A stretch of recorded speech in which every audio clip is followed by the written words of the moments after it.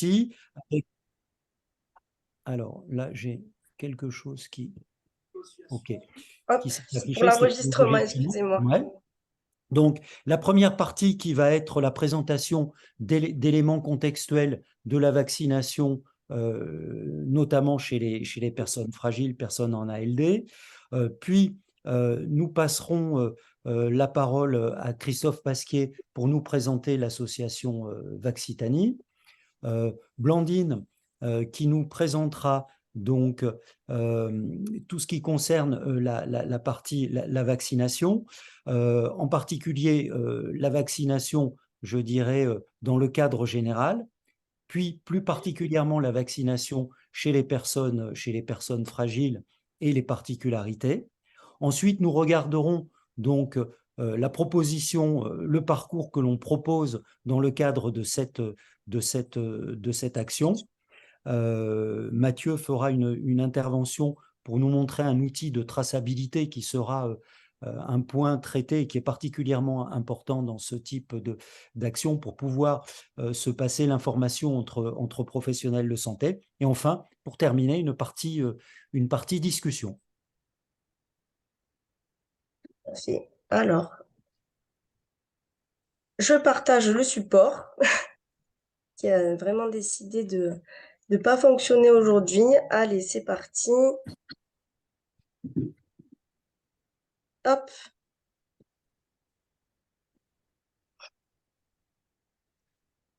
Donc, les slides ne marchent pas, mais dis donc.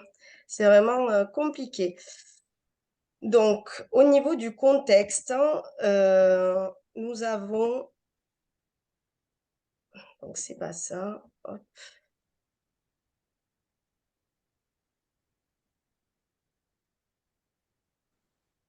Est-ce que vous voyez mon écran?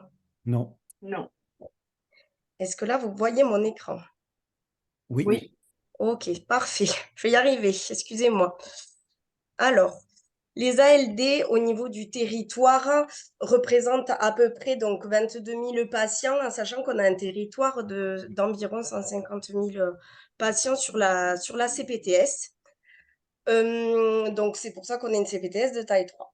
Nous avons majoritairement des personnes qui sont diabétiques en termes d'ALD, donc à peu près 6 000 patients. Ensuite, nous avons les tumeurs au niveau du tissu lymphatique et hématopoïétique, puis les infarctus coronaires, les affections psychiatriques de longue durée, l'insuffisance cardiaque dont on a un parcours actuellement, puis les artériopathies chroniques, les AVC, les maladies d'Alzheimer et pathologies associées euh, avec les démences, les formes graves d'affections neurologiques et musculaires et l'hypertension artérielle sévère.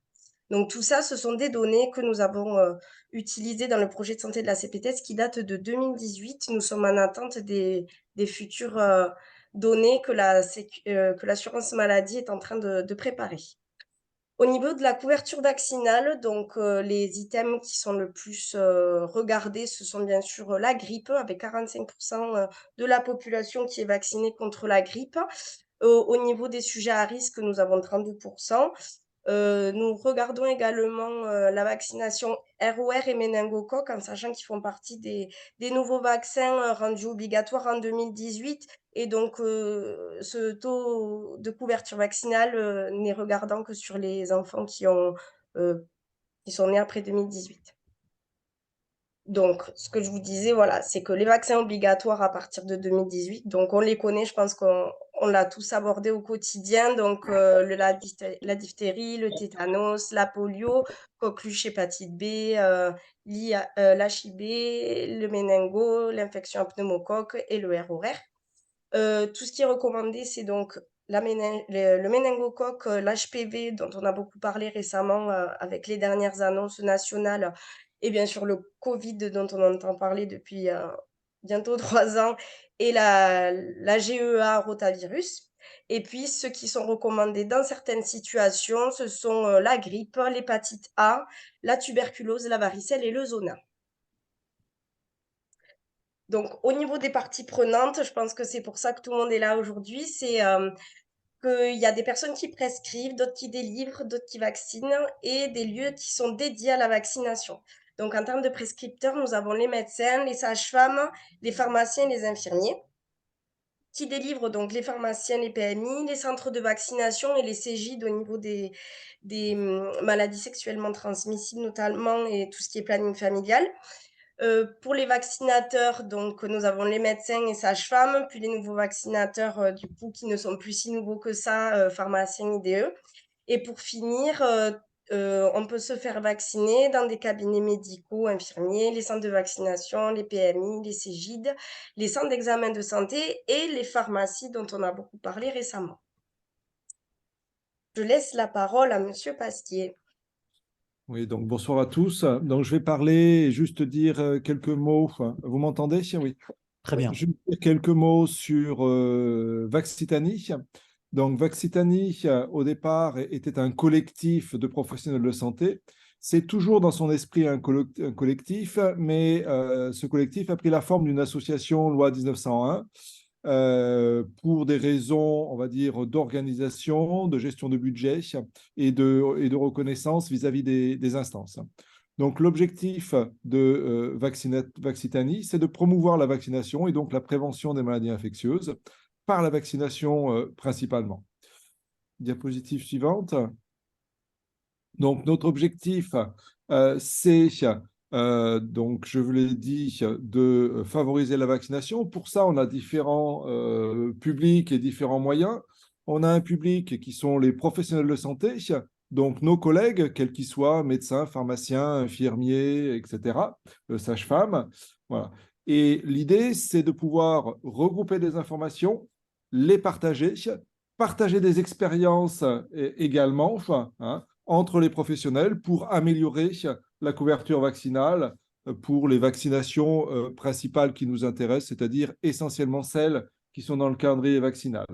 Mais c'est également de participer et d'aider au développement de formation, d'information et de sensibilisation des différents publics. Hein. Donc, les patients en ALD sont un des publics cibles que l'on privilégie pour la vaccination, du fait donc des recommandations qui les concernent et bien sûr, malheureusement, toujours d'un défaut de couverture vaccinale. Donc, pour ça, on organise des stands, on peut publier des plaquettes ou des supports et aider, on va dire, toutes CPTS ou organisations qui voudraient promouvoir la vaccination. Et donc, c'est dans ce cadre-là, avec les différents membres qui sont directement impliqués dans le projet de la CPTS Sud-Toulousain, donc Bruno Julia en particulier, que nous intervenons dans le projet que vous développez en ce moment. Donc, je suis disponible, effectivement, s'il y a des questions, ou on le verra après la présentation probablement. Voilà. Okay. Merci beaucoup. Merci. Merci. On va passer la parole à Blandine, donc, qui va nous parler de vaccination déjà dans la population générale. Alors là, le slide n'est pas très lisible, mais reprend le calendrier vaccinal 2023 qui vient d'être publié juste avant la semaine européenne de la vaccination. En effet, merci Bruno. Donc moi mon propos, c'est de donner des pistes hein, sur le plan médical, juste des billes, et puis de mettre à disposition à la fin pour discuter. Ce sera plus parlant. Donc effectivement, ça, c'est ce qu'on peut trouver dans le nouveau calendrier vaccinal. Bon, là, on va passer vite parce que c'est les enfants et les adolescents. Et puis, tout à l'heure, vous avez été présenté les vaccins obligatoires et les recommandés, y compris le rotavirus qui vient d'arriver. Donc, on peut passer vite. Là, on est donc sur le tableau des vaccinations recommandées chez les adultes, avec la nouveauté que vous connaissez aussi au niveau de la vaccination coqueluche des femmes enceintes hein, à la fin de la grossesse, donc qui est bien signalé dans le nouveau calendrier. Pardon, ainsi que bon, le zona était déjà là, mais le zona, j'y reviendrai parce que, enfin, on peut y revenir dans la population générale parce que c'est quelque chose qu'on oublie beaucoup. Et pour la population fragile, on y reviendra, c'est un petit peu c'est pas encore d'actualité. Alors, pour les personnes fragiles, avant de parler des personnes fragiles, pour vous rappeler un petit peu le type de vaccination, globalement, bon, maintenant avec les nouveaux vaccins, il y a des catégories un peu nouvelles, mais on a deux types de vaccins, les vaccins vivants et les vaccins inactivés. Donc, les vaccins vivants sont sur la gauche, les vaccins inactivés sur la droite, et déjà sur ce schéma qu'on reverra, je crois, plus bas, où on reprendra en tout cas ces items, soulignés en jaune et en rouge pour la grippe, les vaccins qui sont concernés par les nouveaux textes. Voilà, on peut passer. Donc, l'intérêt d'une vaccination, c'est d'être efficace. On demande à une vaccination d'avoir une balance bénéfice-risque positive. Bon, sinon, en général, elle n'est pas mise sur le marché, hein, tout simplement. Donc, les qualités requises pour un vaccin, n'oublions pas que c'est une balance tout à fait positive, c'est-à-dire qu'elle soit suffisamment efficace, c'est-à-dire immunogène, hein, donc on dose parfois les anticorps pour voir si la personne a une bonne immunité, mais parfois ça ne suffit pas. Cette efficacité, elle va être plus efficace si on a un bon système immunitaire, s'il est compétent.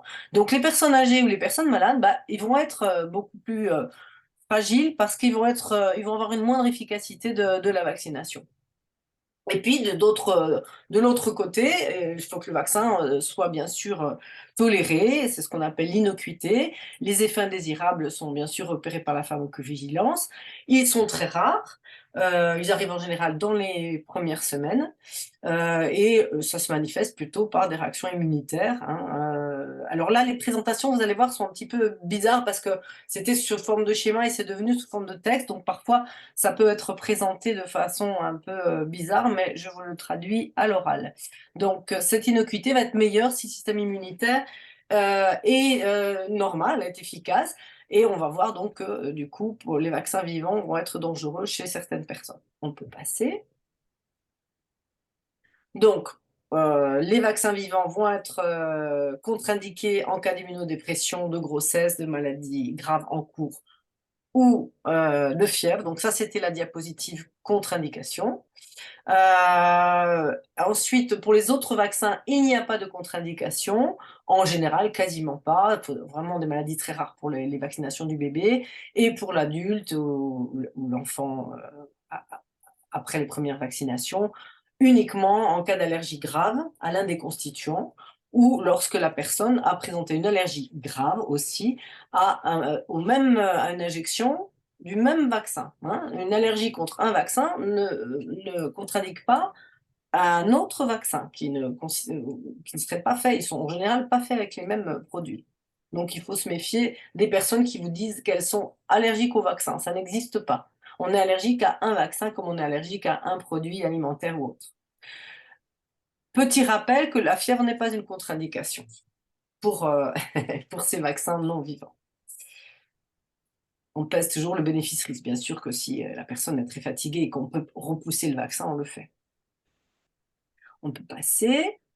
Donc, les vaccins concernés par l'élargissement des compétences sont signalés sur la droite, ce qui fait que on se retrouve donc avec la grippe et le Covid qui étaient déjà dans les compétences, avec 16 infections, hein, mais pas forcément 16 vaccins, puisque on a le DTP-coque, le DTP qui sont ensemble, et les méningocoques ACYW qui sont également ensemble.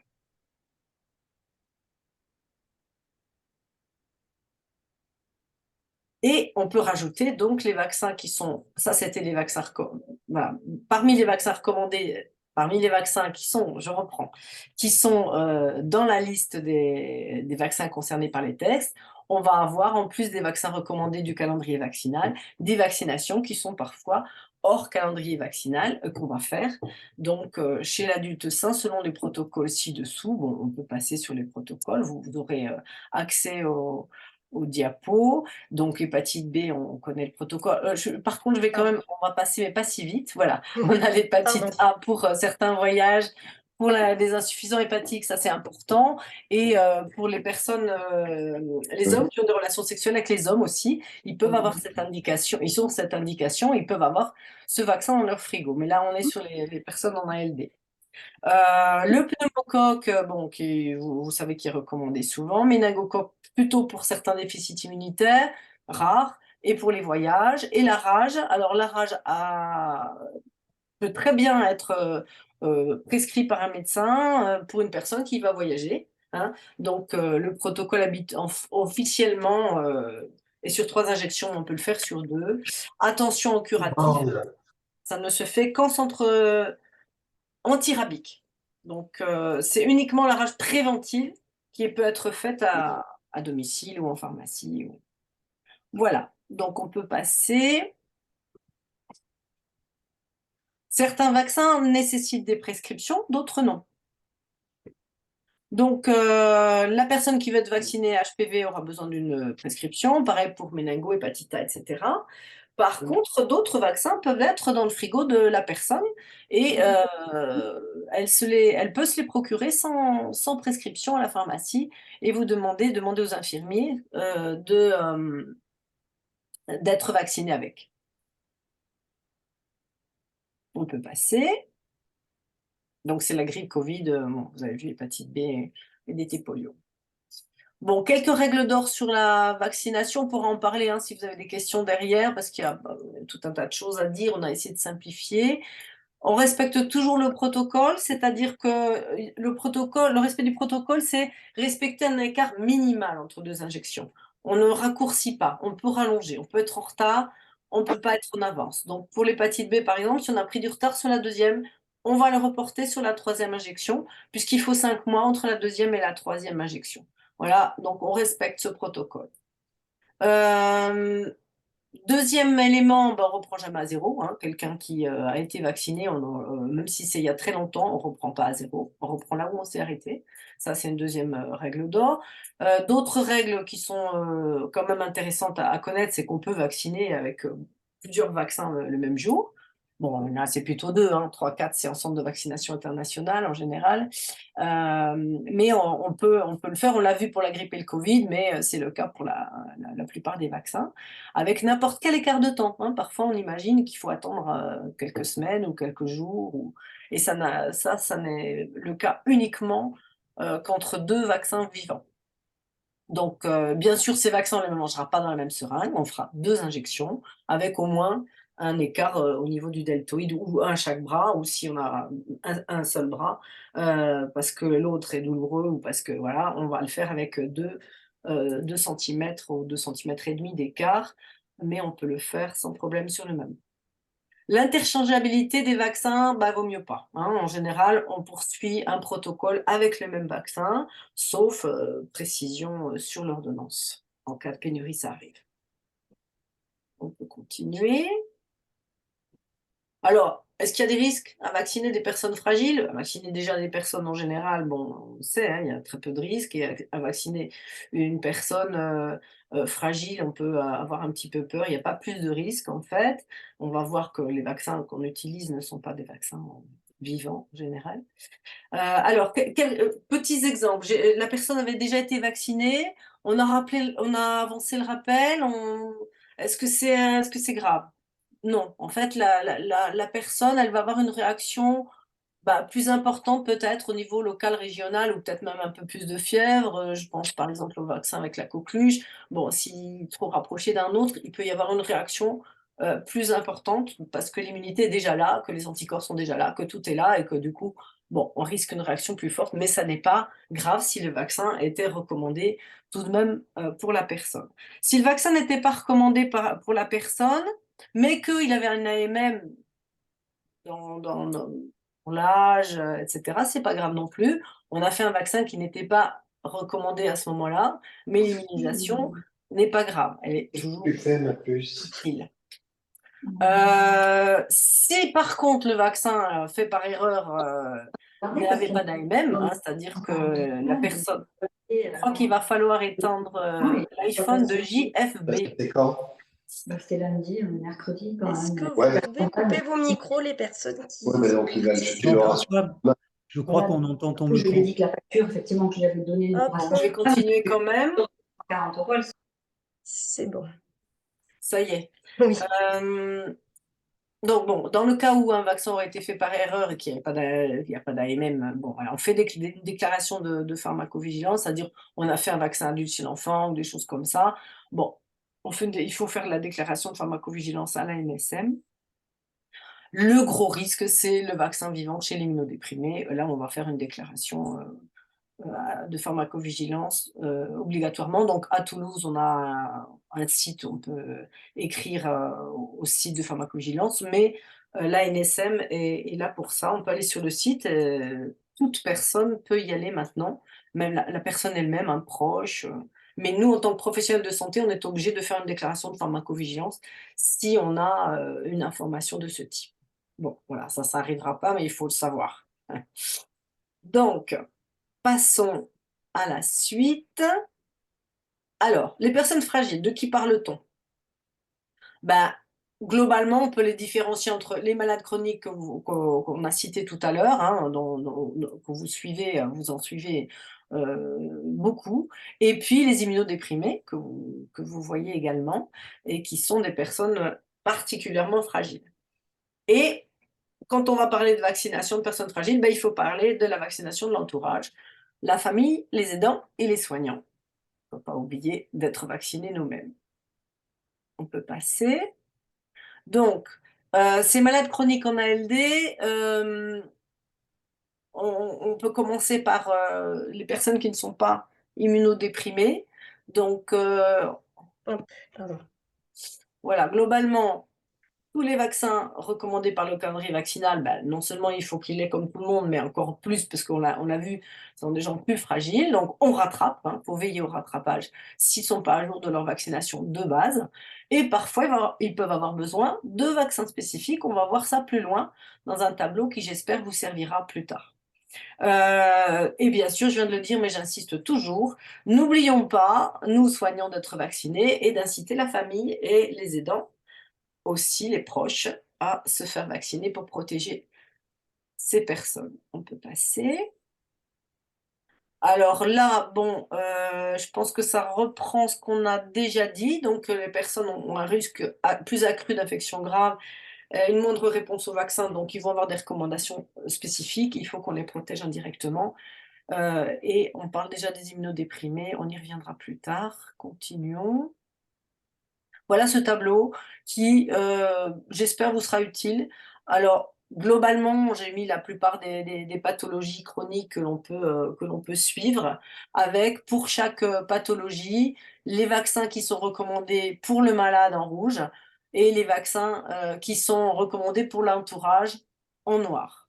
Donc, on voit que bon, la grippe et Covid, c'est pour tout le monde, pneumocoque pour tout le monde aussi, et puis dans certaines situations, on peut avoir besoin du vaccin hépatite A, du vaccin hépatite B.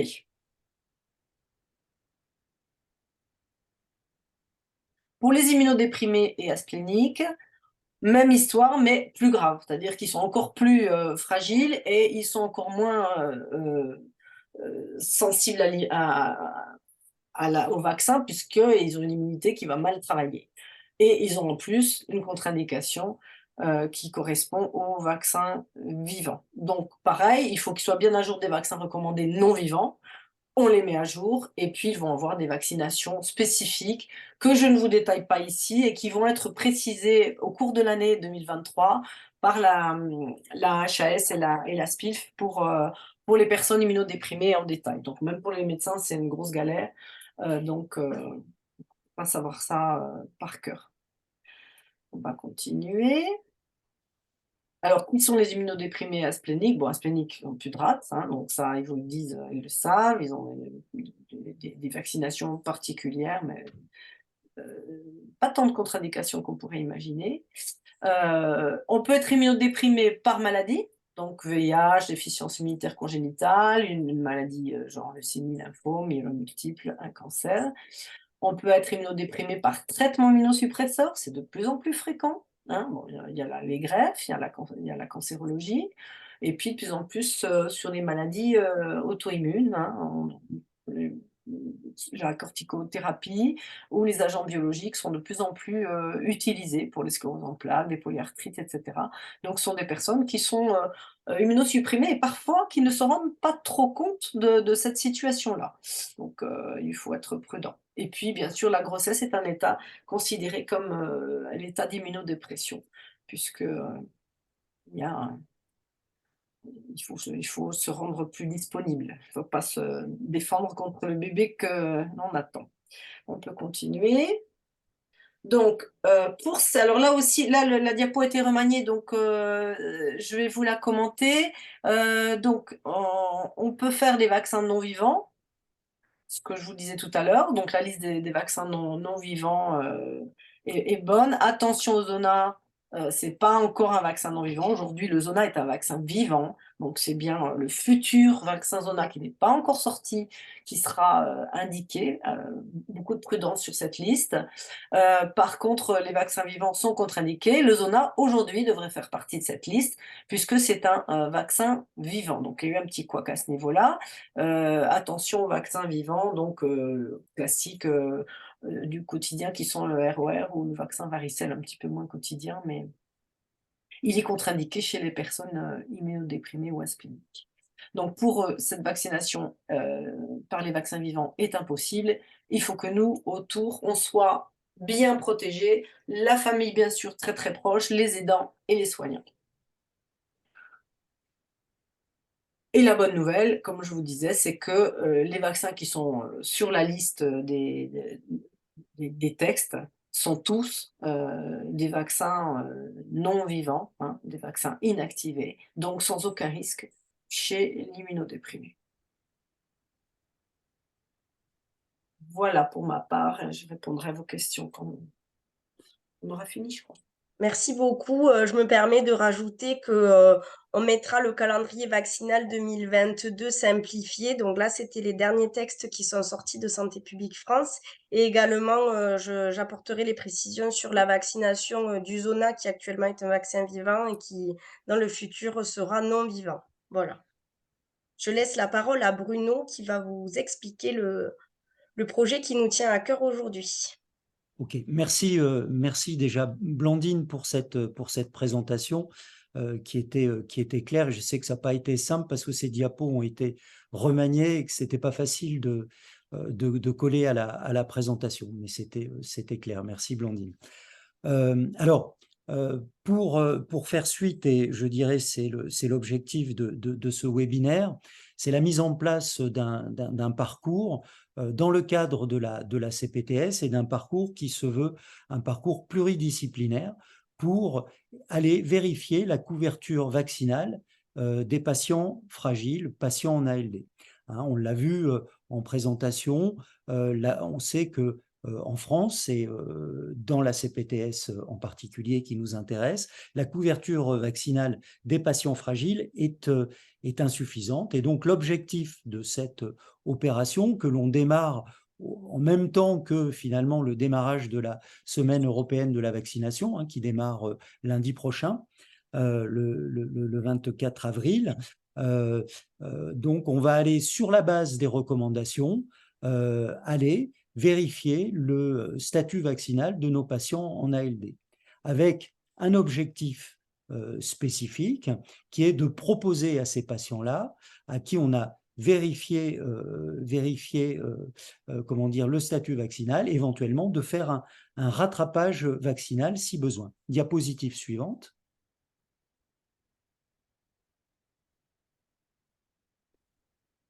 Donc, le plan d'action qui est proposé, c'est d'évaluer le statut vaccinal de ces patients, hein, en leur demandant effectivement, en utilisant leur carnet de santé, quand ils en ont, hein, la plupart l'ont conservé, d'utiliser leur carnet pour effectivement aller vérifier leur statut vaccinal.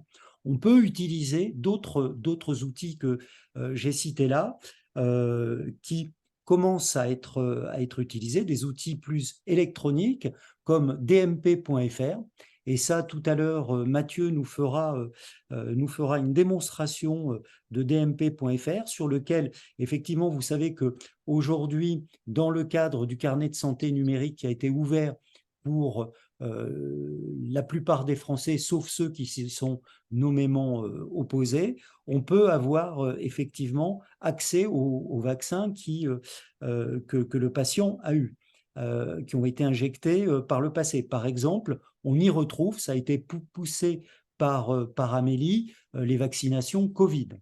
Notamment. Et ça, on ira voir un peu comment ça se présente. Mathieu nous fera une présentation. Sinon, pour ceux qui font partie d'une EMSP, dans une EMSP, il y a un logiciel pluriprofessionnel. Effectivement, c'est un outil de partage dans lequel, effectivement, on peut, à partir du moment où ça a été renseigné, aller retrouver les vaccinations qui ont été réalisées pour un patient donné.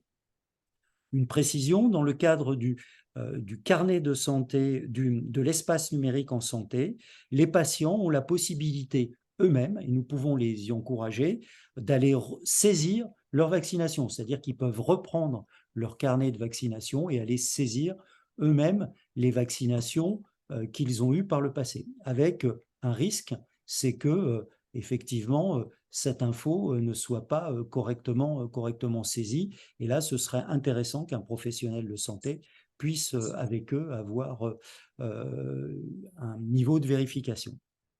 Et on peut également utiliser un carnet de vaccination électronique. Il y a des outils que certains utilisent, comme mesvaccins.net, par exemple.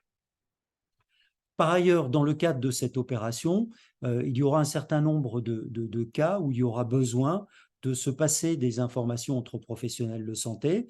Donc, possibilité d'utiliser les outils que j'ai précédemment cités. Sinon, il y a effectivement la messagerie sécurisée de santé qui est utilisable, Medimail, ou bien Spico, pour ceux qui connaissent, qui est une sorte d'outil de chat sécurisé pour y passer des données de santé et qui a été, si ma mémoire est exacte, remanié récemment. Donc notre objectif est de mobiliser les professionnels de santé de la CPTS pour mettre à jour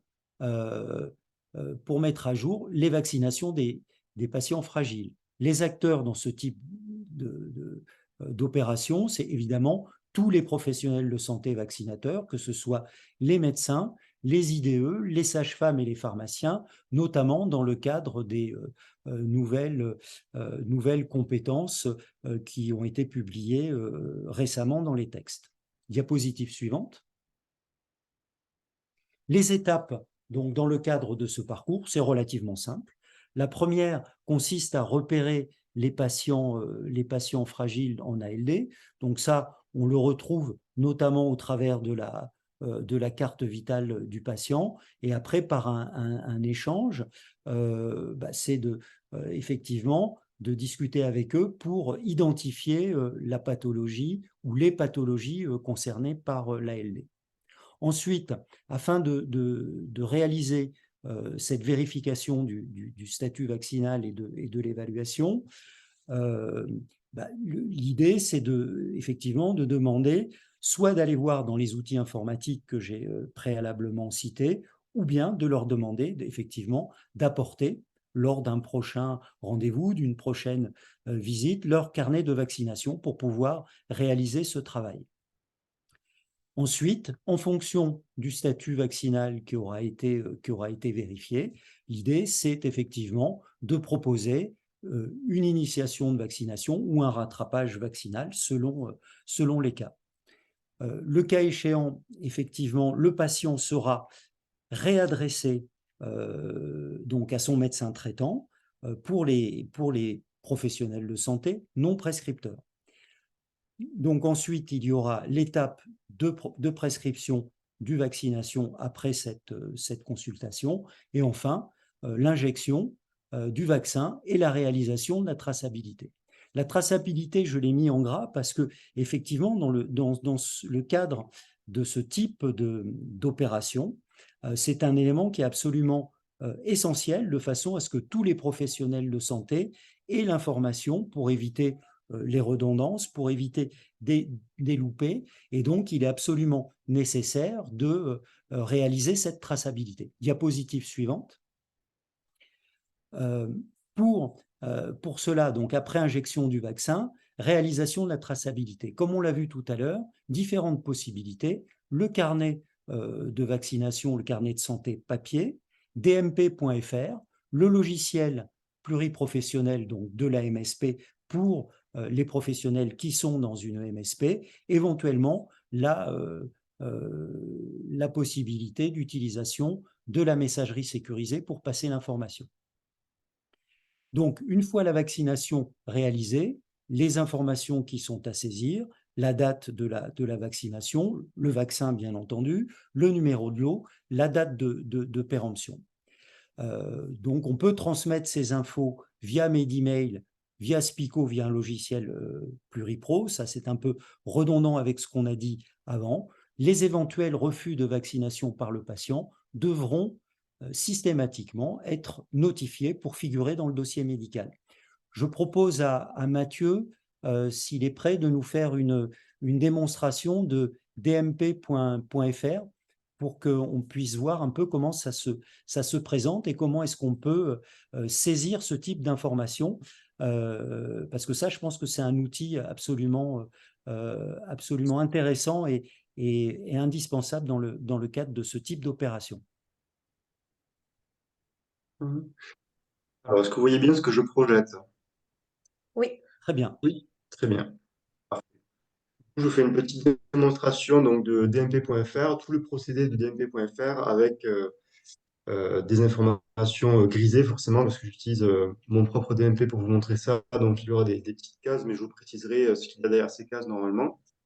Donc, comment ajouter un document sur le DMP en passant par le site www.dmp.fr. On peut passer directement par ce lien-là pour se connecter au DMP. Et sachant que le DMP est, comme on l'a précisé, communiquant avec mon espace santé, c'est une partie de mon espace santé qui est composée du DMP. Donc, quand on se rend sur le site dmp.fr, on arrive sur cette page de connexion qui nous explique voilà, ce qu'est le DMP. C'est l'ancienne page de connexion en fait, qu'on avait à l'époque où le DMP est sorti. Et on a, est-ce que vous voyez ma souris ou pas? Oui. Oui. Parfait. On a en haut à gauche deux icônes entre patient et professionnel. Donc, on va sur professionnel, sur accéder au DMP et on s'identifie en fait directement avec ou sa carte CPS ou sa ICPS via ProSanté Connect.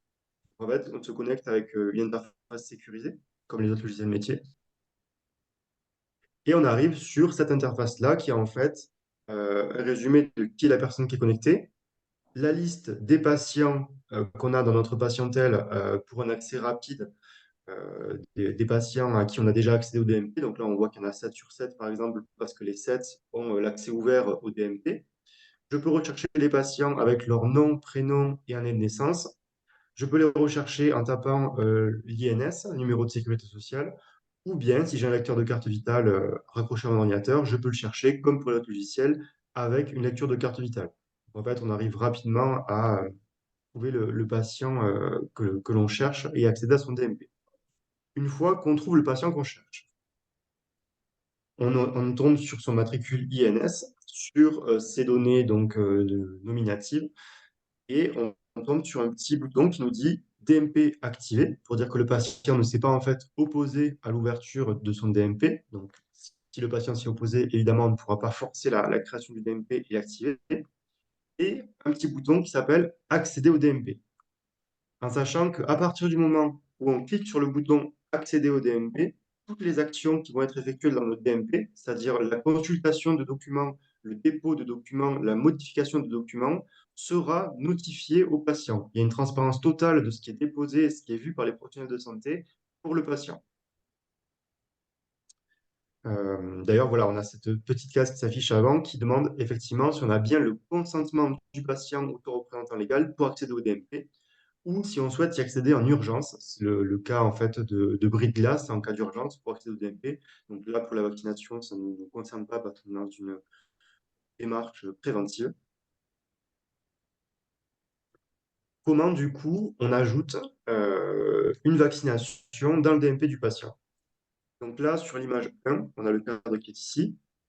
On voit donc le site dmp.fr, mes patients, le paramétrage. Et quand on a ouvert le DMP, on a cette petite icône qui s'ouvre, DMP de monsieur quelque chose, avec son récapitulatif, les documents qui ont été déposés et le carnet de vaccination. Celui-ci a un onglet en fait qui est à part. Et quand on clique dessus, on a un bouton très simple, c'est ajouter une vaccination à côté du bouton télécharger, qui nous permet de télécharger en fait le carnet de vaccination qui est en ligne. Donc, comme l'a dit Bruno avec le site Covid d'Amélie, tous les vaccins vaccins de vaccination Covid sont directement intégrés dans le DMP, mais il y a de grandes chances que les autres vaccins en fait, ne soient pas intégrés dans le DMP si aucun professionnel ou si le patient lui-même n'a pas pris l'initiative, par exemple via mon espace santé, de rentrer ses vaccinations. On cherche à ajouter un vaccin, donc on clique sur ajouter une vaccination. Il nous faut le nom du vaccin, le numéro de lot. Très important, si on n'a pas le numéro de lot, en fait, ça nous indiquait que le nom du vaccin n'a pas de correspondance avec le numéro de lot et du coup, il y a une certaine protection, ça empêche l'ajout du vaccin. On peut noter le type d'administration, le rang de la vaccination, donc quand on fait plusieurs injections successives, par exemple comme pour le vaccin HPV, le site d'administration, la voie d'administration et des commentaires ou des réactions observées. Et si on est ou pas le vaccinateur. Par exemple, on peut noter que je ne suis pas le vaccinateur si je suis infirmier, que je marque dans le document de mon patient, le DMP de mon patient, qu'il a reçu un vaccin par le médecin il y a X années pour le pneumocoque pour faire le suivi de mon patient. Une fois qu'on a appuyé sur ajouter la vaccination, donc on a rempli ces deux petites cases, eh bien, on le voit apparaître dans la liste des différents vaccins. En cas d'erreur, on peut modifier avec le petit crayon ou supprimer directement la saisie, sachant qu'on ne pourra modifier et supprimer que les saisies que nous aurions fait nous-mêmes. Donc voilà pour l'ajout de vaccins dans le dossier médical partagé.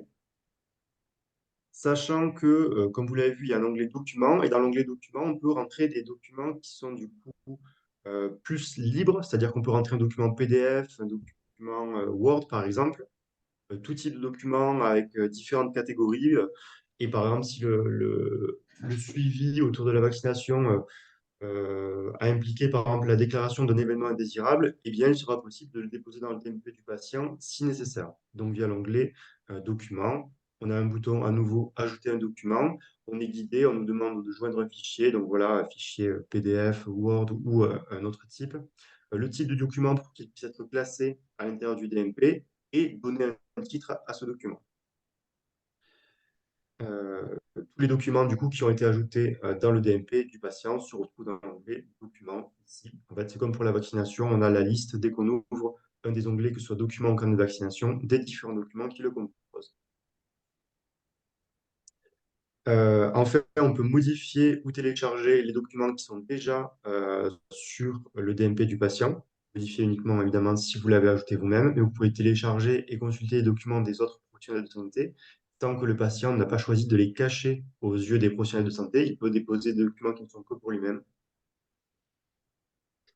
Vous seul pouvez supprimer les documents que vous avez ajoutés dans le DMP, c'est-à-dire que le patient ne peut pas supprimer les documents que vous avez ajoutés dans le DMP. Et comme je le disais, en fait, c'est lié à mon espace santé. Donc, en fait, du coup, là, je me suis connecté juste après à mon espace santé.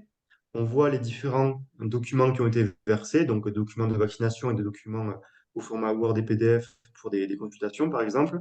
Et en fait, j'ai une petite cloche avec un onglet notification qui me dit, eh bien, tel professionnel a accédé à votre carnet de vaccination, tel professionnel a ajouté un document dans votre carnet de vaccination, tel professionnel a ouvert pour la première fois votre DMP, et ainsi de suite sur toutes les actions qui auront été menées. Donc, en fait, il y a vraiment une visibilité. La visibilité, elle sera directement dans l'application Mon Espace Santé, sur le site web Mon Espace Santé, et le patient va recevoir des mails en fait, pour chaque action qui va avoir été menée. Voici pour la présentation du coup d'ajout de documents. S'il y a des questions, n'hésitez pas. En tout cas, le document qu'on a partagé pour le petit tutoriel DMP, évidemment qu'on vous l'enverra. On va poursuivre là. Merci Mathieu pour cette présentation.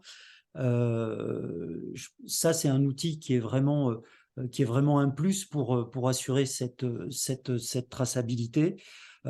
C'est un outil qui est pratique parce que on y a accès via la ICPS, donc c'est utilisable assez facilement en mobilité, y compris pour, par exemple, des infirmières qui seraient au domicile du patient. Via une tablette, on peut accéder, il suffit d'avoir une connexion et on peut accéder effectivement à dmp.fr. Et ça, c'est vraiment un plus récent qui s'ajoute à la panoplie, qui devrait faciliter ce type d'action. Donc, diapositive suivante. Donc, pour terminer, on a repris un tableau donc, qui reprend les compétences en termes de vaccination, et en particulier les nouvelles compétences pour les pharmaciens et les infirmiers. Donc, bon, pour Covid et grippe, effectivement, pour les professionnels vaccinateurs, cela va de la prescription à l'injection du vaccin, à l'administration. Et ensuite, on retrouve, c'est le même cas de figure pour les pharmaciens et pour les infirmiers, donc la possibilité d'injecter à partir du moment où le vaccin a lui-même été prescrit par un médecin. Pour l'instant, les textes en sont là. L'infirmier ou le pharmacien a la possibilité de faire l'injection du vaccin chez les adultes, donc à partir de 16 ans, et ça concerne les vaccins non vivants. Les textes, voilà les textes aujourd'hui qui ont été publiés. D'autres sont en attente de publication, mais pour l'instant ne sont pas encore en vigueur. Et on refera un webinaire en cas d'évolution de ces textes. Donc ça, vous avez la liste, on ne va pas les reprendre un par un, mais vous avez la liste des vaccins qui vous sera transmise après ce webinaire pour pouvoir vous y référer. Diapo suivante. Donc voilà, rapidement une dernière slide. Donc ces vaccins donc, qui sont inclus dans l'élargissement des compétences, effectivement ne sont pas contre-indiqués chez les sujets fragiles, ne présentent pas de danger particulier, ne nécessitent pas de précautions particulières, excepté effectivement dans le cadre de traitements anticoagulants. Certains sont indiqués pour leur entourage et les soignants.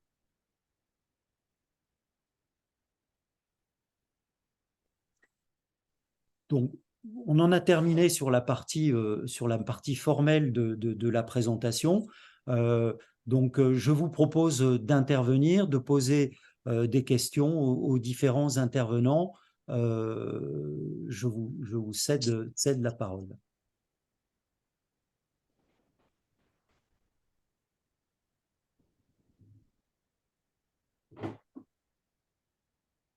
Alors, moi, je vais commencer par une question à Blandine. Finalement, dans le cadre de ce type d'opération, est-ce que tu aurais des conseils à nous donner pour échanger de ta pratique vaccinale, pour échanger avec les patients, essayer de les convaincre sur une vaccination dans le cadre d'une hésitation vaccinale? Est-ce qu'il y a de bonnes recettes, des termes à utiliser, à ne pas utiliser pour essayer d'être convaincant dans le domaine? Alors bon, on pourrait y passer 2 heures, mais globalement, effectivement, comme tu dis, faut pas que les personnes ne sentent trop qu'on va vouloir les convaincre, mais d'un autre côté, c'est dans le cadre, là, ça va être dans le cadre d'une opération, mais même en dehors de toute opération. Toujours du positif, effectivement, et plus essayer de voir ce que les personnes pensent de la vaccination. Quand on vous dit bon, moi je suis pas très vaccination, faire préciser qu'est-ce que ça veut dire pour vous, ne pas être trop pour la vaccination, C'est-à-dire, je veux bien des DTP, mais je veux pas l'autre. Pourquoi vous voulez pas l'autre? Parce que vous le connaissez pas bien, vous pensez qu'il est récent, vous pensez qu'il est dangereux. Essayez de faire parler un petit peu sur. Bon, après, chacun a ses peurs. Il faut bien sûr les respecter. Il faut essayer de les faire développer la chose au maximum sans les pousser, enfin, qu'ils aient l'impression qu'on va les pousser à la faute, justement, mais laisser exprimer les choses. Parfois, au fond, on arrive à la peur de la piqûre. En fait, c'est très, très fréquent. Donc, il faut arriver aussi à dire, bah, voilà, vous avez le droit d'avoir peur de la piqûre et essayer de réexpliquer que ça fait pas mal, que si on est bien relâché. Là, on n'a pas eu le temps de parler de la technique vaccinale, mais en centre de vaccination, on a pas mal de techniques vaccinales on a des techniques pour rassurer, toujours être très proche de la personne, suivre le regard, toucher la personne, qu'elle se sente vraiment. Faut parler doucement, faut pas parler fort. Enfin, il y a tout un tas de choses qui font que la personne va se sentir entourée de bienveillance et pas de quelqu'un qui veut absolument la mettre dans la norme. Parce que c'est ça, souvent. Voilà, vous êtes quelqu'un qui veut me mettre dans les normes. Un médecin de santé publique, il entend que ça, hein. Donc, il faut essayer de leur faire comprendre que nous, enfin, ça nous changera rien qu'ils ne soient pas vaccinés, mais par contre que pour eux, ça peut être une mauvaise chose, surtout là, si on parle des patients en ALD. Est-ce que vous savez que, en tant que diabétique, vous êtes plus fragile que les autres sur beaucoup de maladies et que il faut être particulièrement bien vacciné, encore mieux que les autres. Donc, en premier lieu, faire parler, essayer de décortiquer au maximum ce qui fait peur et puis, bien sûr, répondre si les questions se posent, l'aluminium, tout ça. C'est vrai qu'il vaut mieux avoir un minimum dans la tête. Alors là, pour ça, moi, je vous conseille, parce que comme je vous disais, ça peut être très, très long, d'aller sur le site de Santé publique France, qui est très bien fait parmi d'autres sites, mais vraiment, il est bien fait. Vous avez un item, d'abord, sur le site Vaccination Info Service, hein, bien sûr. Vous avez un item public et un item professionnel. Donc déjà, l'item professionnel, de quoi a besoin mon patient, on peut déjà le regarder. Et ensuite, vous avez toutes les contre-indications officielles, etc. Et puis, tout un chapitre qui parle des hésitations, des peurs, de tout ce qui se dit sur les vaccinations avec les réponses adéquates. Il y a ce site-là, donc Vaccination Info Service. Et il y a également mesvaccins.net, évidemment. Le carnet de vaccination électronique n'est pas la seule chose qu'on trouve sur le mesvaccins.net, mais énormément d'informations également. Et puis Infovac qui est moins connu, qui est très bien fait aussi, qui s'adresse au public et qui s'adresse aux professionnels également, avec beaucoup de chapitres sur l'hésitation vaccinale. Donc plus le professionnel de santé lui-même sera tranquille vis-à-vis de la vaccination, je sais que je fais pas mal, si le muscle est relâché, l'épaule est relâchée, tout est relâché, la personne respire, elle regarde moi, bon voilà, on essaye de faire penser à autre chose ou de faire montrer autre chose au dernier moment. Moi, je suis pas du tout pour le attention, je vais piquer parce qu'au contraire, les gens se contractent. Bon voilà, faut trouver ces techniques. Euh, Plus le professionnel sera rassuré à la fois sur sa technique et sur ce qu'il est en train de faire, c'est-à-dire du bien à la personne, hein. Moi, des fois, en vaccination du voyage, quand je fais la fièvre jaune, je dis peut-être que je vous sauve la vie. Je ne sais pas à qui je sauve la vie, mais parmi tous les gens que je vaccine, bah, voilà, il y a des gens à qui je sauve la vie. Voilà. Bon, plus on sera tranquille nous-mêmes, plus on va vacciner, plus la personne en face va se sentir tranquille. Je m'arrête parce que ça pourrait être très très long. Est-ce que quelqu'un a une question? Oui. Madame Cossanel? Non, Sophie Ferland. Ah, Sophie, oui. Bonsoir. J'ai une petite question parce qu'à l'occasion d'une vaccination à l'officine sur un DT polio, un patient splénectomisé, je lui ai demandé de me ramener son carnet de santé. J'ai vu que 2 mois avant, il avait été vacciné donc, contre le pneumocoque avec un pneumovax et il n'a pas eu de prévenard. Donc j'ai cherché, carnet de recommandation vaccinale et tout. Donc j'ai vu qu'il faudrait a priori dans 1 an le vacciner Prévenard et dans 4 ans le revacciner Pneumovax. Est-ce que c'est bien Et ça? 4 semaines après. Il faut laisser un temps pour le vaccin pour reprendre le bon, Alors, de ce que rythme. j'ai vu, moi, là, dans le carnet, dans les recommandations vaccinales, c'est 1 an après faire le Prévenard. Hein. Mais ensuite, on oublie et on attend 5 ans après le premier pneumovax pour refaire un deuxième pneumovax. Est-ce que c'est ça ou est-ce qu'il faut refaire une vaccination? Oui, je pense que le pneumovax a été fait et que ce qu'il faut, c'est qu'il ne soit pas fait avant l'autre. Donc, effectivement, il vaut mieux attendre Mais là, un an c'est pour trop que l'autre tard. soit efficace. Et après, pour pas mal de personnes qui nécessitent le vaccin pneumocoque, on le refait 4 ans après, 5 ans après, pardon. Ouais, mais là, comme ça a été fait à l'envers. Oui, mais ça a été fait quand même. Oui. Donc là, dans 1 an, on fait un Prévenard, mais on attend ensuite 4 ans pour un pneumovax. C'est bien ça? Vous confirmez ou c'est un autre protocole que vous recommandez? Parce que j'hésitais à contacter le gastro qui a fait ça.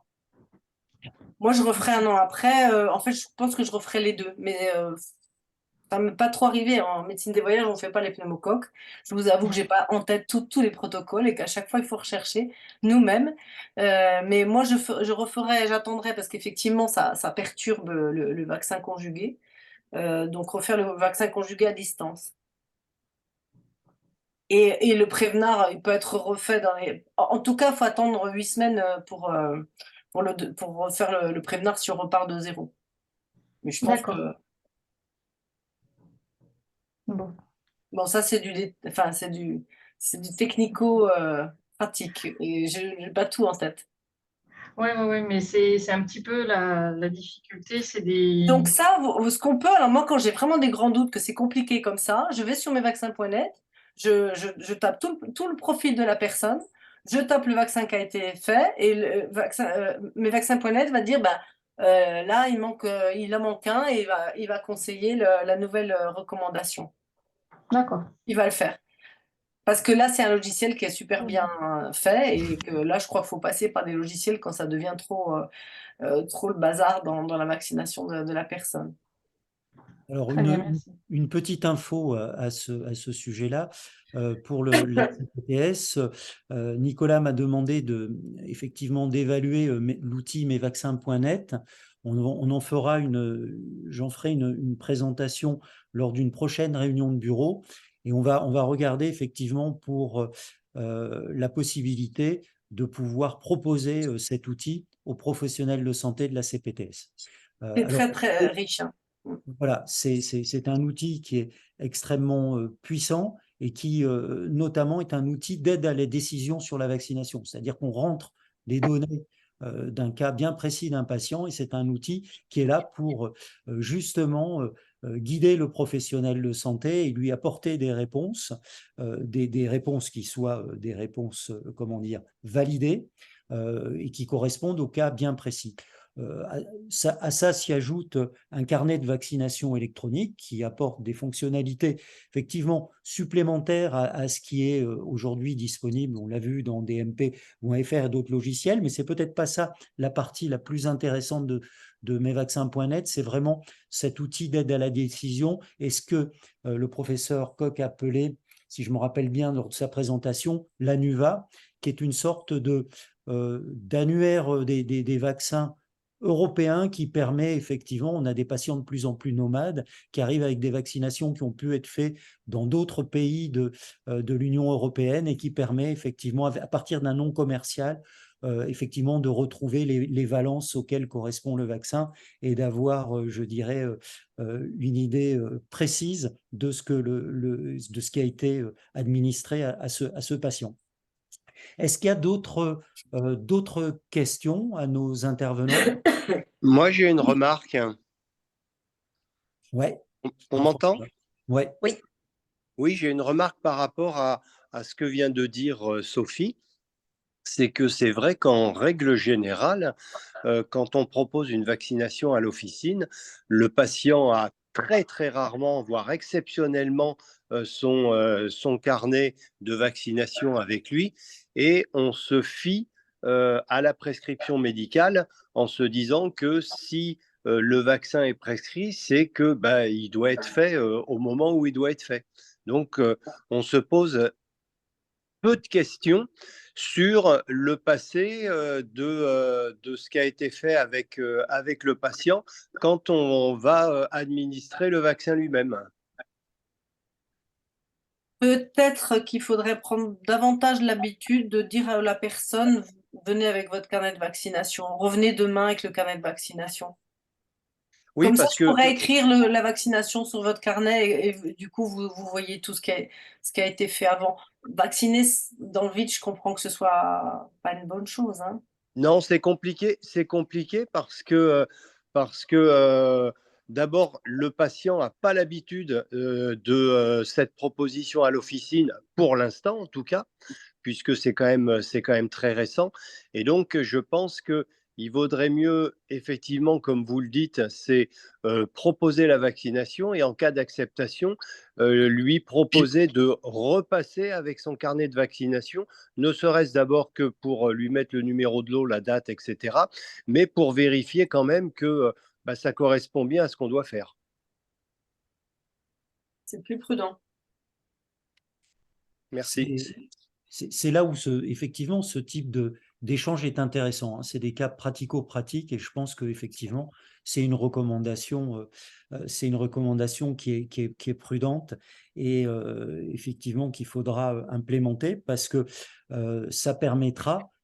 Derrière, il y a sans doute la possibilité d'amorcer une démarche pour remplir dans l'espace en santé numérique et y transférer les vaccinations qui ont été réalisées. Parce que ça, le gros avantage que ça aurait, c'est que c'est consultable en ligne, n'importe où. Il suffit d'avoir une connexion Internet et avec sa ICPS et on pourra avoir accès à ces données. Moi, j'avais juste une petite remarque, Bruno, sur le projet. Vous avez prévu de noter les dates de péremption, je crois. Oui. Le numéro de lot, en fait, indique la date de péremption si un jour il y a besoin de revenir dessus.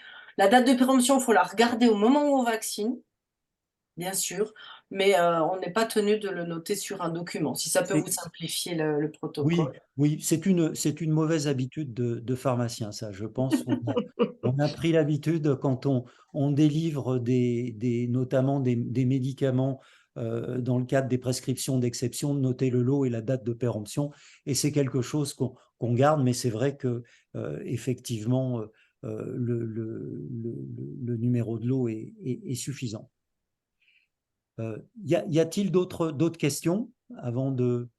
Oui, s'il vous plaît, une petite question.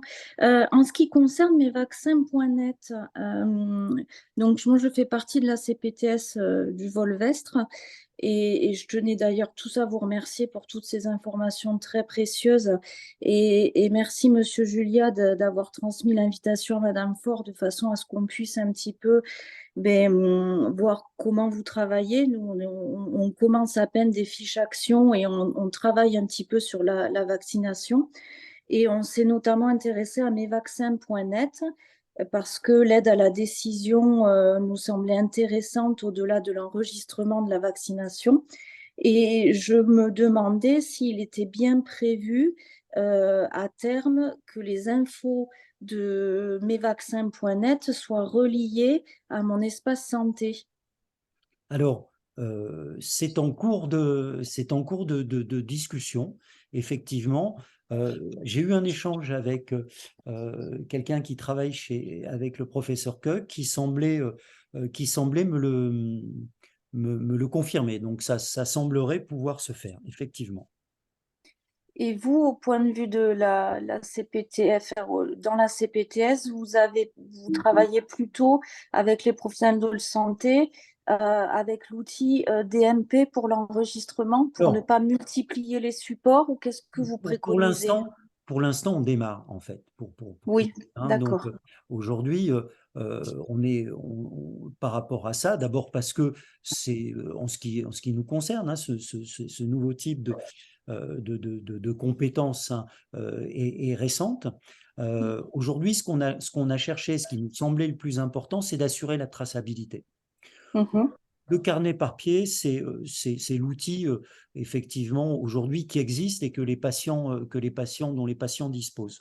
Maintenant, quand on est dans les MSP, l'outil le plus direct, c'est sans doute l'outil, le logiciel Pluripro, hein, type Weda, par exemple, comme ce qu'on a nous, on est par exemple, à la pharmacie, on fait partie de deux CPTS, et donc on a accès au Weda de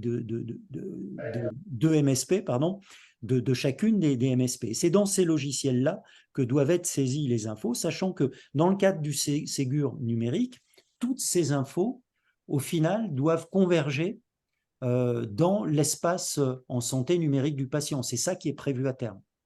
Donc, à terme, quel que soit, je dirais, l'outil informatique qu'on utilisera, et on peut même supposer que les outils monopro, hein, nos LGO dans les officines, ou les outils qu'utilisent les infirmières, que je ne connais pas bien, mais à mon avis, qui aussi auront cette, je dirais, obligation d'être conformes au Ségur de la santé, puisque c'est ça qui permettra finalement d'avoir des outils interopérables, et c'est ça vraiment qui est, à mon avis, indispensable, et que tout ça, au final, finira là où ça doit figurer, c'est-à-dire dans l'espace en santé du patient concerné.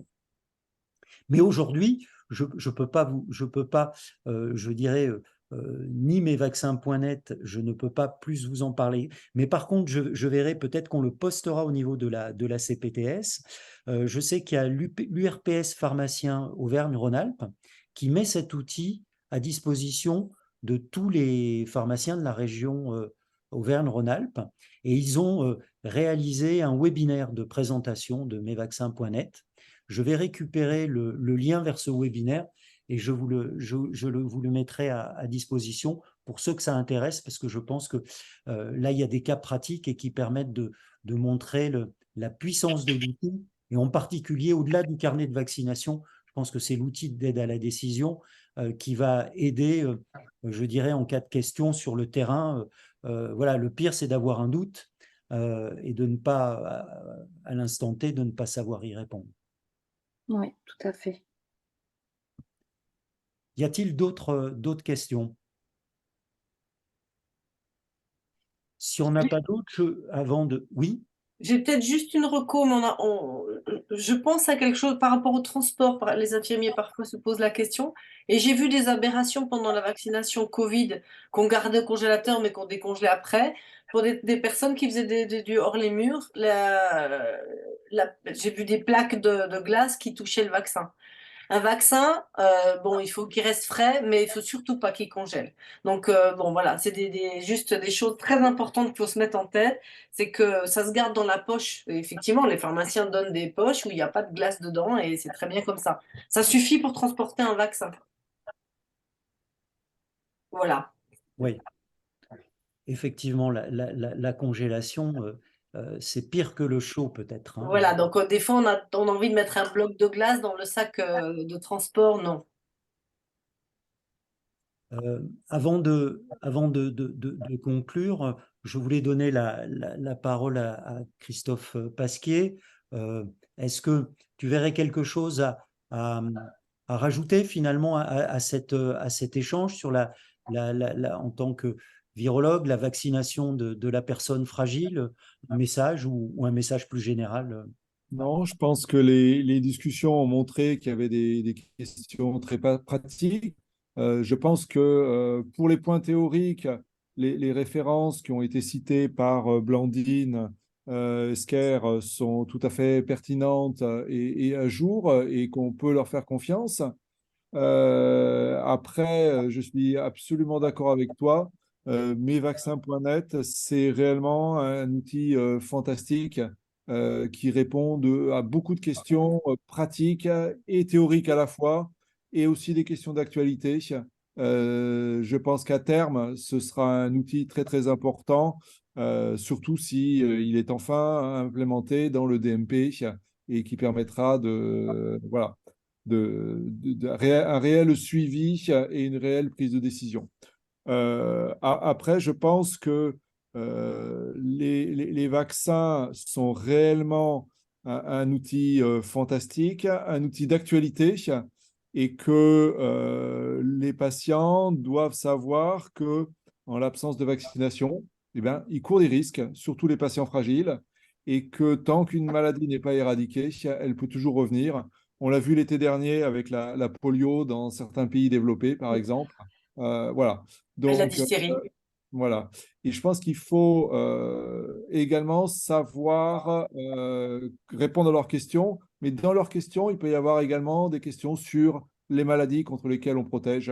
Voilà. Donc, ça vaut le coup de réellement savoir quel est le risque de la maladie pour faire le pendant avec le risque du vaccin qui, dans tous les cas, est réellement bien moindre. Voilà. Et le bénéfice-risque est clairement en faveur du vaccin. Ça, il n'y a pas de doute pour tous les vaccins. Ça fait partie des règles et qui sont évaluées avant les mises sur le marché, bien sûr. Et qui sont suivies après, parce que les choses peuvent évoluer, hein, bien sûr. Voilà, bah, très content d'avoir pu suivre et participer. Voilà, et je souhaite que eh ben, beaucoup de patients puissent bénéficier donc de ce bilan de vaccination et être à jour de leur vaccination. C'est dans l'intérêt de tout le monde, je pense. Voilà, donc c'est une initiative qui, je pense, devra porter ses fruits et être évaluée dans quelques temps pour voir réellement l'impact. Et puis, si ça marche bien, eh ben, que ça fasse boule de neige et que d'autres CPTS, d'autres structures puissent suivre cet exemple-là. Donc, bravo d'avance. Merci. Bravo Merci. pour l'initiative. Ouais.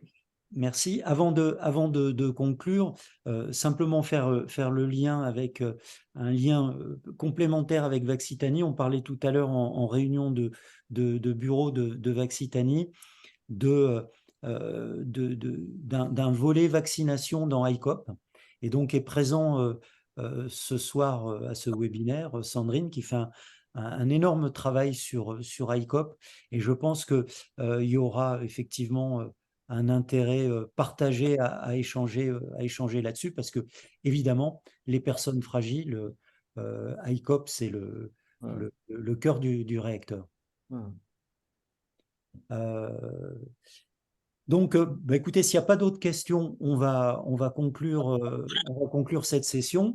Je voulais vraiment remercier Blandine, Christophe pour leur intervention dans ce webinaire. On en refera donc un quand de nouveaux textes auront été publiés. Jusque-là, bah, écoutez, chacun va essayer de faire son possible pour essayer d'améliorer la couverture vaccinale des personnes fragiles dans la CPTS. Il y a du boulot, mais en tous les cas, merci aussi aux coordonnateurs de la CPTS d'être là avec nous ce soir. C'était une première, j'espère qu'on en fera d'autres.